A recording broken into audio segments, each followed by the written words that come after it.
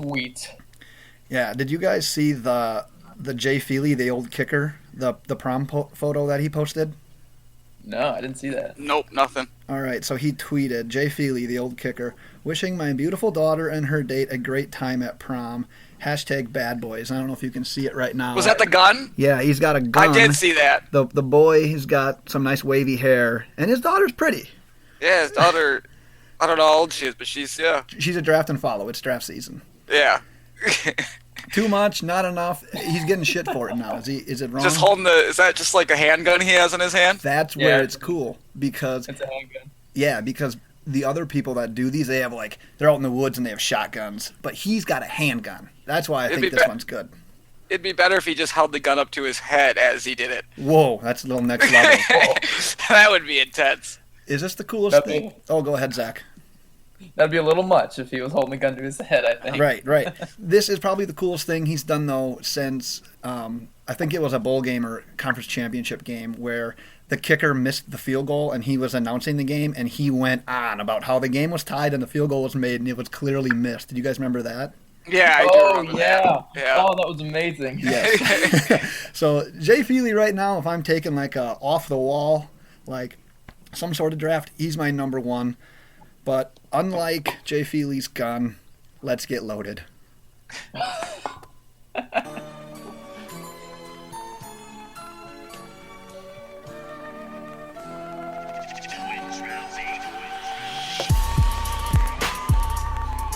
Welcome to the Loaded Box Podcast. Where we never finish first because we finish last. Thank you once again for tuning in to the Loaded Box Podcast. I am Ben Morgan, that is DJ Primo, and AJ Feely. If you listen to our intro, you're always welcome to come on our podcast any time you'd like. But we are joined by Zach Hicks of Breaking Football to preview the top quarterbacks in the NFL draft today. So, Zach, we want to say first, thanks for coming on. Why don't you go ahead, tell people about the work you're doing and where they can find it. Yeah, thanks for having me on, guys. You can find me over at Breaking Football. You can also find me on Twitter at ZachHicks2. Big Redskins account there. People apparently... R words. What? Sorry? The R words. We don't say Redskins. Oh, my fault. Big Washington fan over there. And also you can find some Colts content, apparently, because apparently over half my following is Colts fans. So if you guys want to check out some Washington content and some Colts content, go over to at ZachHicks2 on Twitter as well. Why do you think half your followers are Colts fan? I don't know. I think I like Andrew Luck. I was going to say, did you talk about Andrew Luck a lot? I think so. I think I've been saying that I think Andrew Luck's going to be fine going forward, and they gravitate to that right there. Hope you're right. Yeah. I hope I'm right too. Before we kick off our quarterback talk, let's talk about Andrew Luck real quick. If they come back, let's say he is back, he's 100%. Are they kind of screwed, though, in that division right now because of like the emergence of the Jaguars and that defense? And then the Texans are kind of just really building up right now if Watson comes back. Yeah, I mean, it depends on what they're going to do in the draft. They have like 1,000 picks, and they're all pretty high picks. So they actually can address their needs on the offensive line and protect Luck. I mean, think about it. They won 11-5 3 straight years with him, with a roster that went 2-14 the year before without him. So he's a huge difference. So if they can just get some guys on that line to actually protect him, I mean, he can do whatever. I mean, Andrew Luck was a stud last time he played, and people forget about that. He had 2, MVP-type seasons, and people don't want to talk about that. Andrew Luck is a really good quarterback, so I think if he's back, they have a chance. The sky's the limit when you have a really good quarterback. Ceiling is the roof. Yeah, exactly. I agree with that 100%. Zach joined us for our 32-person first-round mock that we did. You can find that on the website. He decided, so we gave him the Redskins. I did a little homework on Zach. God damn it, Ben. What? You said Redskins again. My bad. Washington. We gave him the Washington. Number 13 pick. So, Zach, why don't you go ahead and talk about your pick to the R words and why you like the fit so much. Okay, this is going to sound bad, but I've done so many mock drafts because I also write for daily mock drafts. So, who did I pick for you? We're not going to tell you. We're not going to tell you. You just got to make it up. Oh, gosh. Was it Geis or was it Derwin James? I can't remember. It was Derwin. You got it. It was Derwin. Sweet. Okay. I've done 1,000 mock drafts this season, guys. I'm all mock draft out at this point. But, yes, Derwin James for the Redskins. And it's actually crazy because I'm like the big Monte Nicholson supporter here in Washington. Nicholson was like my favorite safety prospect coming out last year, and he looked really good last year. DJ Swearinger was really good. So safety kind of doesn't really make sense if you just look at it like that. But what Derwin can do in the box, he can just lock down tight ends. He can be like an enforcer in there. And honestly, tight ends were the biggest thing that Washington had no clue how to cover last year. So Derwin James would be a huge difference on the defense, and they just need playmakers. They don't have any playmakers on that team. So getting him in the box, getting him on the field at all times, everywhere, you can kind of use him in the slot. You can use him, deep safety every now and then as a linebacker. I think that would just be so versatile, and I think he'd be a big piece to that team. I'm actually in the middle of a mock draft right now. I got to number 20 yesterday. I got the R words going, Vita Vea. I had Derwin James going the pick before that. Are you a big Geis fan? Yes, I am a huge Geis fan. I love Darius Geis. I am in that weird Twitter community where they actually like Geis over Barkley. Wow. And to be fair, so just so I don't get a lot of hate here for you guys, or for your podcast and everything here, Barkley's like my 6th overall player and Geis is my 5th overall player. So it's not like it's not a huge difference, but I just like the way that Geis runs. He's a pure running back, vision. His jump cuts are insane. He runs with so much power. It's everything you want in a running back, and I think he can also be a good receiving back too because he played receiver in high school. So I think Geis can be the full package in the NFL, and I think he just is a better runner than Saquon Barkley. Wow. DJ is a big Saquon Barkley fan. I like Barkley. I mean, I think we all like Barkley. I think that'd be crazy to say that we don't like Barkley, but we always get into arguments, DJ and I, because I always feel you shouldn't take a running back that early in the draft, like where he's going to go. I feel like there's better options, not better options, but options that'll get the job done later, whereas I'm in the minority here. I feel like running backs are a dime a dozen. Yeah, there's ones that are great, but at the same token, like I'll take my 4th or a 5th round guy and I'll build around other people. And my running back, their shelf life in the NFL is so low now. I don't need to take one of those guys in the top 5. Yeah, I think part of my argument there is like if you were going to redraft Le'Veon Bell, would you not have take him, or would you not take him in the top 5 picks with the impact that he makes in the NFL for your team right now? Yeah, he justifies it. I can't argue that. Yeah, I think Saquon's that guy. That's in my opinion. Okay. The thing that I was talking about, and just so we can move on to the other thing here, just real quick. I was talking about with a couple guys the other day. It's like if you're one of these teams on the top 5, is Barkley really the type of guy who can just thrive with everything going terrible? Because say he goes to the Giants, right? Sure, you have some good receivers there, but your quarterback's not even like above average anymore. Nope. The offensive line is not even close to average. Is Barkley really going to thrive or be a difference maker when you need offensive linemen, you need more draft capital, you need linebackers, you need defensive linemen?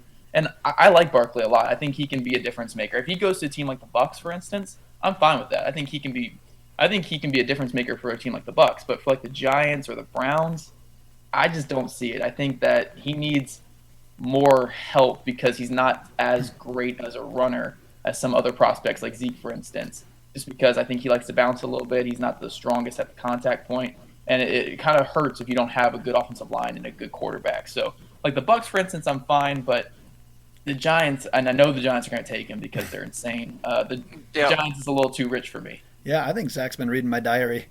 Yeah, I think I could disagree more, but we got to move on to the other part. Oh, that's totally cool. Like we had said, Zach's here to join us. We're going to talk some NFL draft quarterbacks. I think we're going to kind of focus on the top 5 guys because those are the ones all the hype's around. So, Zach, why don't we get it started here? Let's go with your number 5, and I'm going to say we have to go with number 5, then 4, then 3, then 2, then 1. Because last time I didn't describe it that way. John Valencia, also of Breaking Football, I said, let's go to your number 10 receiver, and he jumped right to number 1. So that's John. He's probably asleep. He was half asleep probably. He sleeps 30 hours a day somehow. Nice. Yeah, I can tell that kid's a sleeper. He looks like he always just woke up. That's the look John brings. So let's go with your number 5. All right, number 5. And I want to clarify, these guys are all really close to me. I really like all 5 of these guys in very certain ways. Josh Allen probably my number 5, mainly because he is a big project. He is. Even though I'm one of his biggest supporters, people come at me all the time. I'm saying I actually like Josh Allen. He does some things really well. He's strong in the pocket. He's got a great arm, and people, they always say, oh, besides the arm. Well, you can't say besides the arm. The arm is a huge part of why he's a big prospect. So the arm is wonderful. I think he throws flag routes and he throws, routes down the field that are big NFL throws. He throws them so well. But besides that, he's just a big project. Underneath throws, he struggles. He struggles with velocity on different throws. So Josh Allen, he's going to take a little bit, but I think he has the best potential in this class. It's just I can't justify taking over Baker or Lamar or those other guys there. Do you know who you just described when you described Josh Allen? The first name that popped in my head? Joe Flacco. To me, that just sounds like Joe Flacco is the person you described right there. I don't know. I never thought about it that way. But when you went and described it, Joe Flacco popped in my head. Hey, I just described a Super Bowl winning quarterback. Yeah. Borderline elite is what people call it. There you go. There you go. Yeah, Zach, I don't have much nice to say, I guess, for lack of a better term, about Allen. I'm not a big fan of the guy with just the big arm who doesn't really have that touch, the accuracy of the throws that I think you actually need to make in an NFL game. With that said, I know he's your number 5, so obviously you have the other ones that are being hyped up higher than him, so there are some flaws. But come Thursday, the first round, what do you think is Allen's ceiling and floor in regards to where he's going to end up getting drafted? I'll say ceiling is probably 1 because there's a lot of stuff going around that he might go 1. I don't think he goes 1, honestly, but it would not shock me whatsoever. So 1 is definitely a ceiling. I'll say floor, probably 5 or 6 to the Bills trading up because the Bills are probably going to try to trade up for him if he falls to even 5 or 6. So yeah, I'd say floor it's got to be 5 or 6 to where Indy or Denver is trading back. You've done a lot of mock drafts. Where's the most common place you have him going? Where I have him going, I usually don't pick for other teams, but in the fan speak mocks I've been doing and with other mocks, I mean, he usually goes top 5 almost every time. Yeah, I do one mock draft, and right now I have him going to the Bills, actually trading into the 5 position with the Broncos. There you go. Yeah, I think that's likely, either to the Broncos or to the Colts. What's I was going to ask you. Oh, is Mason Rudolph your number 6 guy? No, I'm not a Mason Rudolph guy at all. Who is your number 6? 6 would probably be Mike White. I like Mike White. I don't love him. I think there's a big drop-off after the top 5, honestly, in terms of where I can get like an NFL starter. Do you guys like Mason Rudolph? Are you guys a Mason Rudolph fans? Not particularly. I would flirt with the idea, like if I'm drafting between Allen and Rudolph, just based on where they're going to get drafted, I'd rather not spend the top 5 pick on Allen. I would trade back, and I'd rather have the project in Rudolph than I would in Allen. I'm probably unfair on this one just because I really don't like Josh Allen. That's what it's going to come down to me. He fucking hates Josh Allen. If the Dolphins, I'm a Dolphins fan. If the Dolphins take Josh Allen, I mean, if there's a bridge close, I'm going to go find it. Well, it's funny. Every single Dolphins fan I talk to hates Josh Allen. For some reason, it's always the Dolphins fans that really hate Josh Allen. I don't know. Like, what did he do to Dolphins fans? Did he kick your dog or something?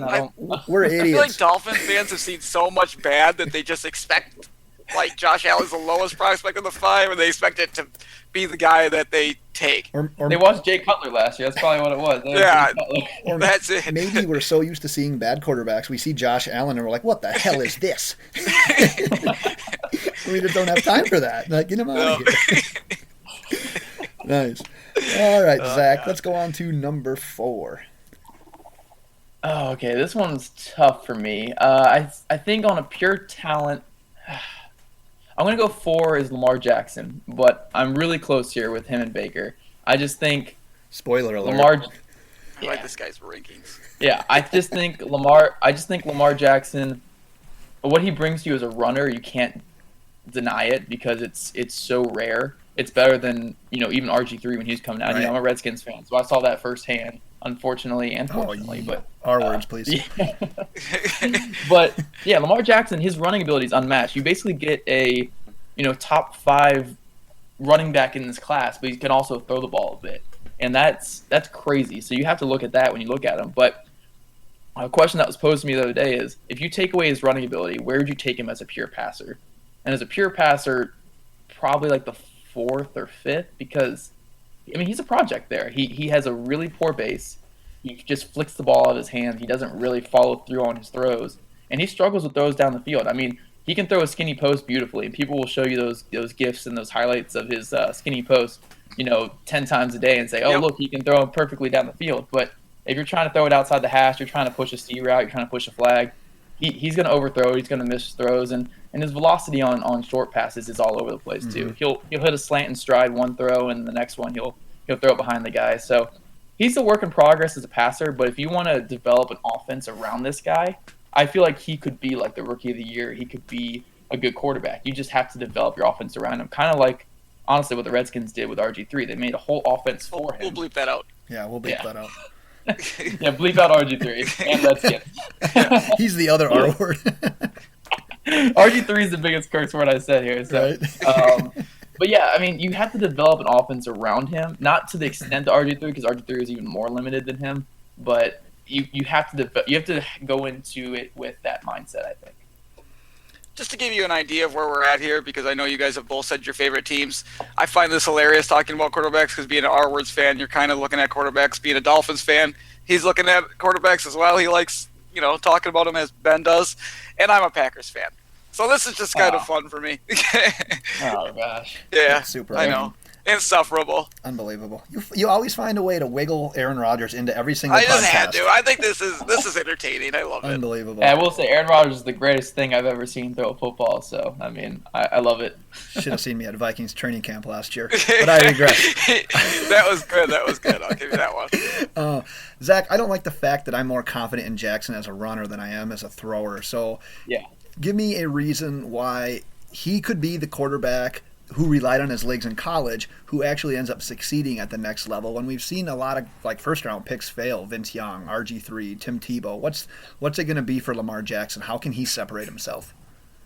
Well, I don't think it is so much on him. It's so much on who he's going to get paired with. Like, what kind of offensive mind is he going to get paired with? Is he going to get the type that's like the Eagles last year, where they can scheme so many things open, they can scheme so many weird designs. They can change their game plan each week. So not only is defense on edge because Jackson can be that dual threat and run past them, but also the defense is on edge because they have to be ready for so many different offensive game plans. And that's kind of where it's going to be big with him. If he goes to like a team like the Browns, where Hugh Jackson has no clue what he's doing, probably the worst coach I've ever seen in football, it's not going to work out because Hugh Jackson doesn't know how to change a thing. Or I always bring up the Colts because I watched them a little bit. I guess alleged Colts fan here. Chuck Pagano had the exact same game plan every single game for every single game of the year last year. I mean, he did not change one thing. So if you get that kind of coordinator, that kind of coach with Lamar Jackson, he's going to fail because he can't just beat you as a passer. They take away his one thing, or they take away a certain set of plays that you run each week. He's going to be predictable and he's going to get beat. But I think if you can kind of keep defense on edge, you can kind of keep him evolving and you can develop him, he's going to be a good pro. So I'm not going to bet against him, but I do have my questions of him as a thrower. So what's one place, like if you had to pick one place for him to go, I guess I have one in mind, so I'm curious, where would you think that he would succeed most likely? I think two teams that I've heard him rumored to, which I actually really, really like. One would be the Saints, which I've heard a lot of, which if they can trade up and they can get him with Sean Payton after Breeze leaves, would be I would love him, Kamara, and Ingram. I think that would be deadly. So him with the Saints, I'm really intrigued with that. And then the Chargers as well. The Chargers have a good young core there.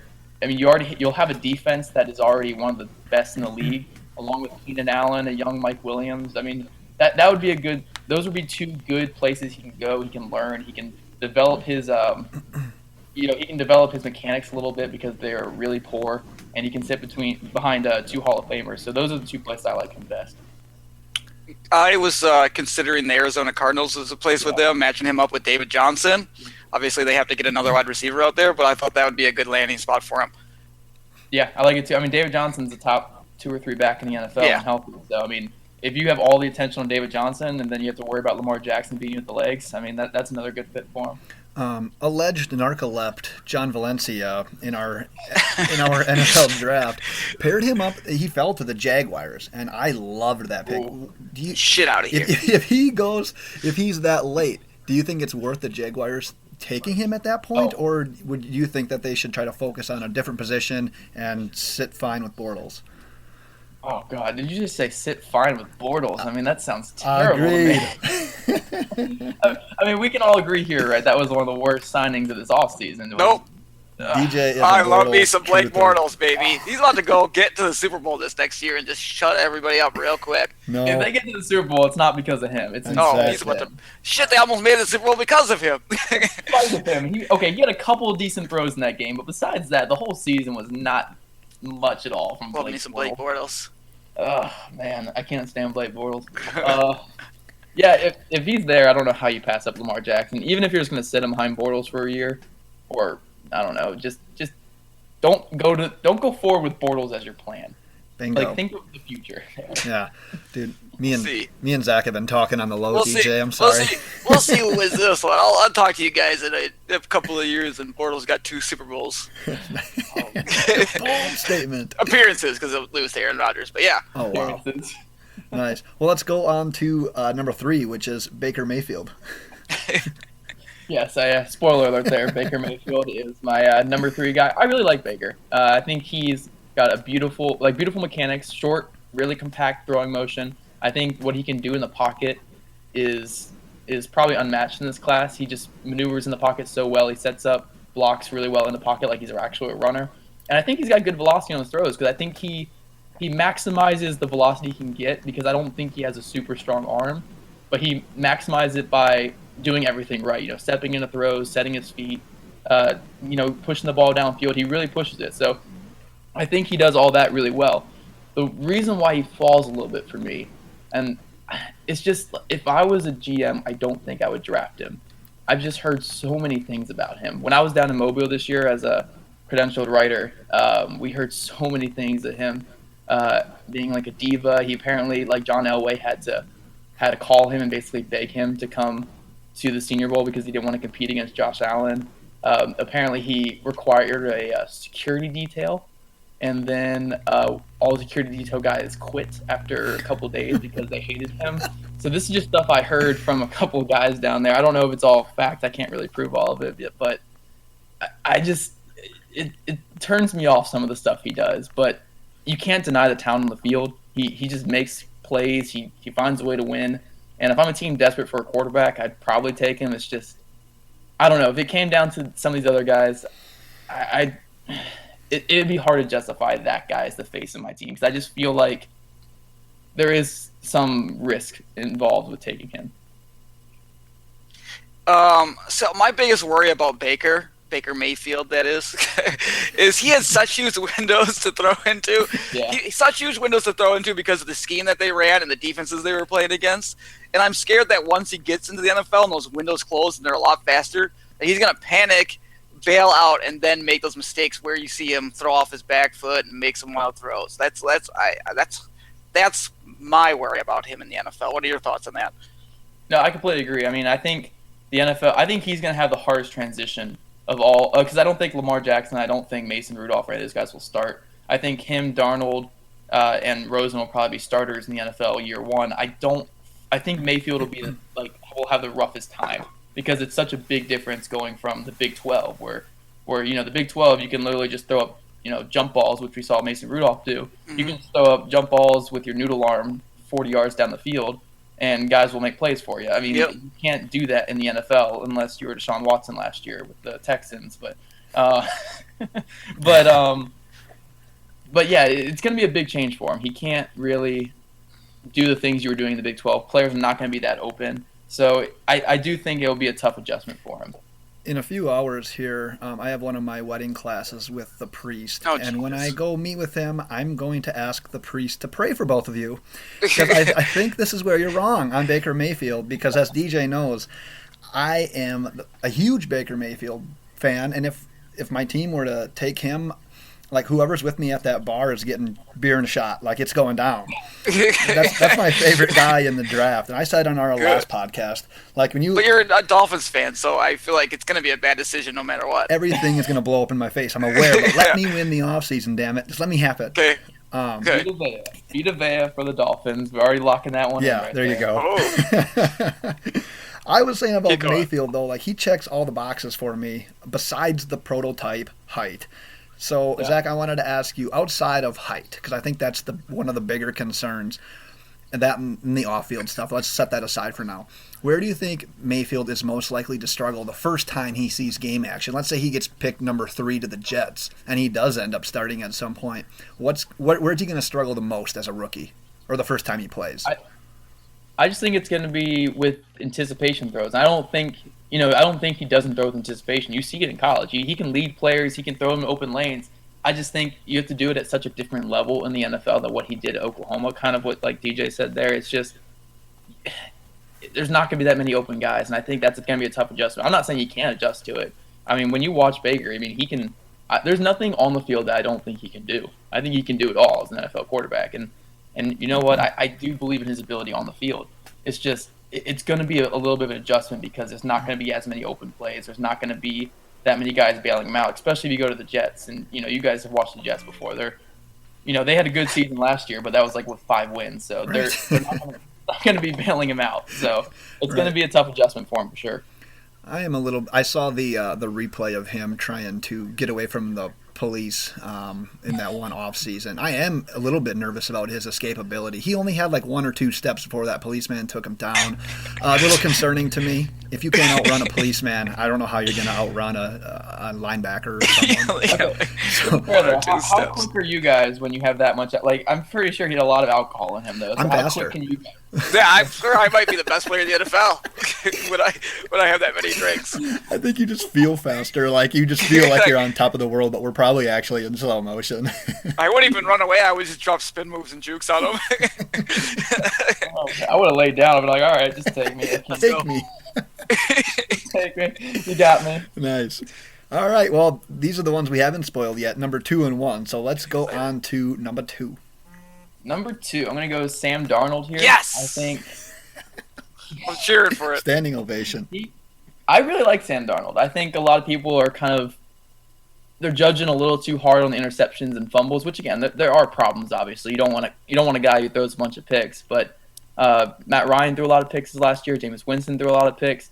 I don't think it's like a poor thing that translates to the NFL. I think I'd rather tame a guy who's a gunslinger, like a guy like Sam Darnold, than kind of teach a guy who's passive to be a gunslinger. And Darnold, he throws with so much anticipation. He's so smart in that aspect. He knows exactly where routes are going to go. And if you guys watch T. Martin's scheme last year for USC, it was terrible. It was horrible. They would have plays where they roll Darnold out to the right, and then they have 2 receivers on the left just running streaks down the field. It's like, where is he going to go with that?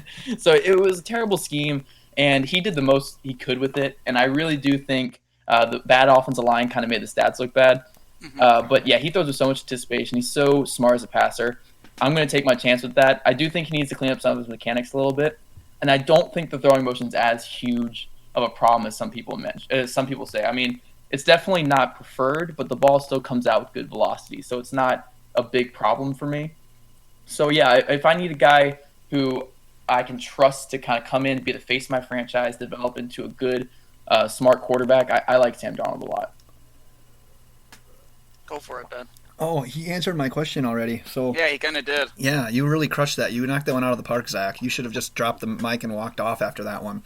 Because I was going to ask you, like, the interceptions, is that something that you're just going to have to live with him? Because when I watch him, yeah, it's exactly what you said. But I feel like some quarterbacks, like you look at like a Favre or a Cutler, yeah, like they never really like shook it. They were just always were those gunslingers. They put up touchdowns. They won you games, but sometimes they threw interceptions, and it was kind of the deal where if they threw one, they're probably going to throw another one, like just trying to make that play, trying to make up for it, and then they end up making another mistake. Is that something you just live with a quarterback if he's that good, or is that something that you think he can maybe even improve on at some point? I mean, we've seen guys who can come into the NFL and kind of improve on it. Like, again, with Matt Ryan, I mean, he threw a lot of picks his last year. I think it was like 14 or 15 he threw his last year at Boston College. And then he had MVP season with a good offensive mind there. So I think some quarterbacks can shake it. I don't think these quarterbacks have like this want or this need to just throw it into coverage and force interception. I need to throw it into coverage now. Yeah, exactly. I mean, obviously there's guys like Favre where for some reason he fucking loved throwing it into coverage. Yeah, they always need to make a play, and Favre was like the king of that. He just needs, like, even when it's just take the knee and go home. I think he'd rather throw like a Hail Mary or something like that because that's just who he was. But with Darnold, I don't see it as like him always trying to do too much. I see it as just him kind of anticipating where the receiver's going to be, and then him and the receiver just kind of being off page a lot. There was quite a few picks last year where, it was like an option route from the receiver, and the receiver would just laid out his break, and he just missed it by a little bit. And there was just kind of plays like that. So I don't know. I don't think all of his picks were just him trying to force it. There were definitely some where he forced it into coverage when he didn't need to. But I want to see him like with an NFL coaching staff, kind of see if he can correct that problem. Yeah, I don't want to sit here and knock these top quarterbacks for making some, tough decisions and trying to throw it into tight places, because if you think about it, they've been like the best at that position for a long time. So when they see a tight window or something they think they can fit it into, they're going to go for it at times because they just think they can do it. They're big-headed, confident guys. That's what quarterbacks do. So it's hard to knock a lot of these quarterbacks for those type of plays. Right. And his grandpa's name is Dick Hammer. So yeah. I'm not 100% sure that you can go against that. Yeah. That's a hell of a name. So Sam Darnold's going to the Browns, right? Yeah, I think he's going to go number 1. Where do they go at 4? I think they got to look to trade back at that point.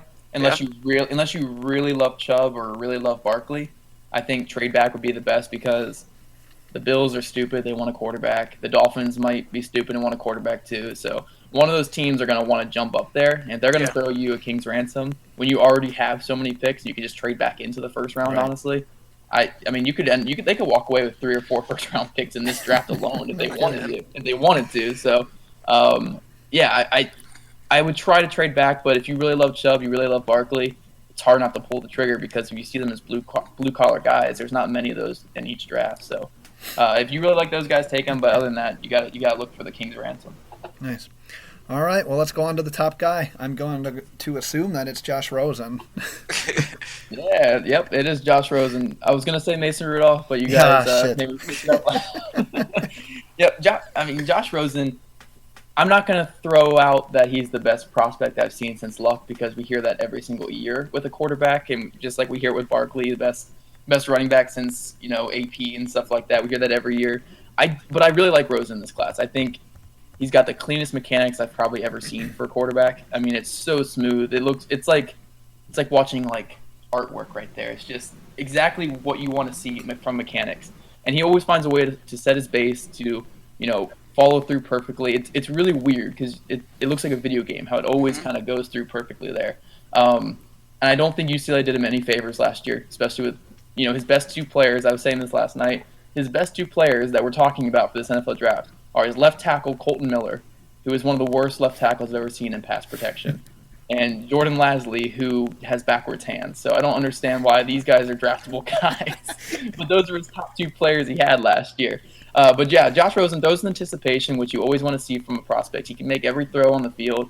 He can hit the deep ball. He can hit the flag routes. He can hit them across the middle. And he has clean mechanics. I don't see why teams are apparently talking about this big fall from him. I don't get it. And except maybe that he apparently says political views or something, which I don't know. Who cares about that? But yeah, I don't really understand. But besides that, I don't really see many flaws with him. So if he ends up falling to like the teens or something, like I've been hearing, some team's going to get a really good quarterback. Yeah, absolutly. 100% agree. Backwards hands is what DJ's wife calls him in the bedroom. I don't get it. Think about it some more. Josh Rosen is DJ's number 1 guy. Why don't you go ahead and talk a little bit about Rosen and ask your question, DJ? Did I have a question on here? You might not, but why do you like him so much too? No, I mean, he named it all, really. His mechanics are so good. He's already, ready. He's NFL ready, the most NFL ready guy there is. And I know Ben was going to ask some questions and I had some concerns on that, but I don't think there's anybody close to as NFL ready as he is. Plus the fact that he's working so closely with Aaron Rodgers, he has Aaron Rodgers similarities. Like, when it comes to the mechanics going from the college game to the NFL game, the only thing he needs to work on, I think, really is his throwing on the run and out of the pocket. I mean, he's really good at squaring his base, but when he has to throw on the run, he can be a little less accurate.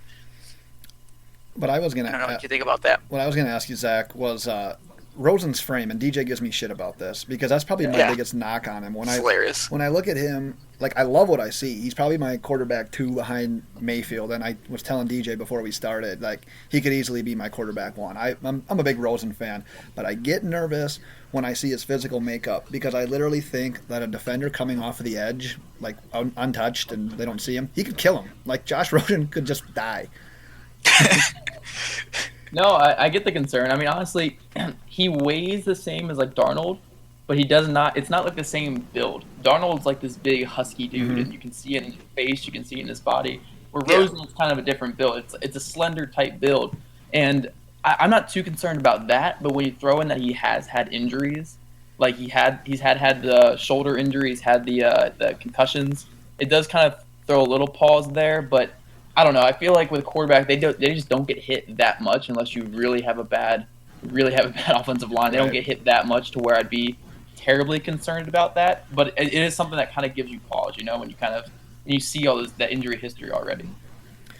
You talked a little bit about the rumors of him maybe falling into the teens. What do you think his ceiling and floor is on Thursday? I don't even know anymore, man. Like when we started this whole process, I was like, oh, he's definitely gonna be 1.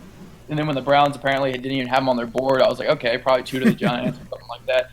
I still think his ceiling is probably 2 to the Giants, even though I do think they're gonna go Barkley. If any of those teams though up there are gonna take a chance on him, it would be the Giants. But again, for some reason they love Eli Manning, who's like 60 years old and still hasn't improved like a day in his career. But yeah, they're probably gonna go Barkley. So 2's probably his ceiling though. I don't know where his floor is, honestly. I mean, apparently the Patriots want to trade up for him, or the Chargers want to trade up for him. I don't know where he's gonna go. I mean, if he falls maybe to 9, 10, 11, maybe the Patriots or the Chargers trade up. So maybe around that range, but I don't know. I don't see him falling past like 12, 13, 14. But then again, I never thought he wouldn't be like the number 1 guy. So I don't really know with him. I honestly, this has to be, I know I was talking to Ben about this, but I feel like this whole everybody thinking Baker's going to the Jets and Josh Rosen falling, I feel like this is all a smokescreen. Like, I really think Rosen's going number 3 to the Jets. I really do. I just think it's all, like, conspiracy to get guys to try to move up. I really don't think, I just don't believe that that's going to happen, that he's going to drop that far. I don't see him going past 5.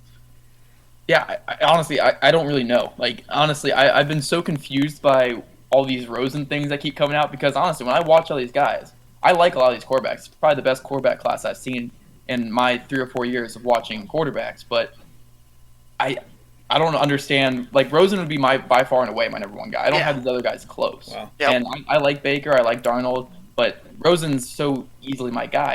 And when I don't even hear him talked about for number 1 or even number 2 anymore, it's like, confusing me, so I have no clue where he's going to go. I'm not surprised that he's not talked about number 1 because he's made it pretty clear he doesn't want to go to Cleveland. So that's not a big surprise. But besides that, it's nice. Well, Zach, I love the rankings. Do you have some time for some rapid fire? Oh yeah, sure. Awesome. Well, all right, here we go.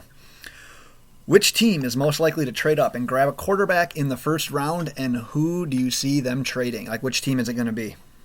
I'll say most likely is going to be the Bills trading up to. I think they're going to go 6 with the Colts. I don't think they're going to go to the Broncos because there's no need to jump in front of the Colts. So why would you trade at 5 when the Broncos aren't going to take a quarterback either? So jump up to 6. You don't have to pay as much, even though you're still going to pay quite a bit.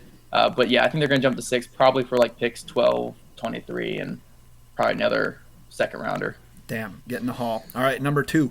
What's worse, a killer hangover or watching tape of Josh Allen? Ooh.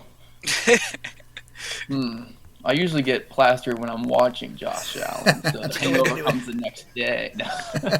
I'll go the killer hangover just because I have seen, I think it was the Hawaii game. Somebody gave me a coach's film on Josh Allen against Hawaii, and there was like 5 throws he made where I was like, damn, this guy could be good. And then the receivers like volleyballed them to defenders and stuff like that. So that was probably the most painful part. But I like some of Josh Allen's tape. It's just like 90% of it's like, oh God, what am I watching? Where a hangover, 100% of that shit sucks. I love the analysis, but I don't know if Zach understands rapid fire. Oh, that's my fault. No, I love giving people It's shit okay. for that. All right, next one. Top thing you look for from a college quarterback when predicting NFL success. And I will say it's probably not fair for me to ask loaded questions in rapid Yeah, fire. that's a loaded ass question. I'll go quickly. I'll go throwing with anticipation is my number one. Nice. Where would you rank last year's top quarterbacks if they were in this draft? So speaking Trubisky, Mahomes, Watson. Ooh, I hated last year's class. So probably each of them behind Lamar Jackson. Wow. Going. Yep. Nope. I did not like any of them. Next one. Are you a golfer? Oof, not a good one, but I'm a golfer. Yep. Who's in your dream foursome? My dream foursome? Oh, man. Of golf. You asshole! I was going to say, I was going to be like Kirk Cousins, Alex Smith, and Bruce Allen. That's my dream right there. I'll say Wait, what? yeah. Oh, you yeah. choose Kirk Cousins and Alex Smith. Yeah, they're going to fight. They're going to, go at it. Well, Gotcha. So No. it's going to be interesting. Interesting. I would have picked 3 girls. But next question. Well, like, I can't not have Kirk Cousins in there, dude. I mean, I had a whole podcast based around my love for him, and then That stinks, man. Yeah. oh yeah, painful. Glad I missed that one. All right. All right, Zach. Who are your top 3 non-quarterback prospects in this draft? Top 3 non-quarterback would be Minkah Fitzpatrick, Rashawn Evans, and Quentin Nelson.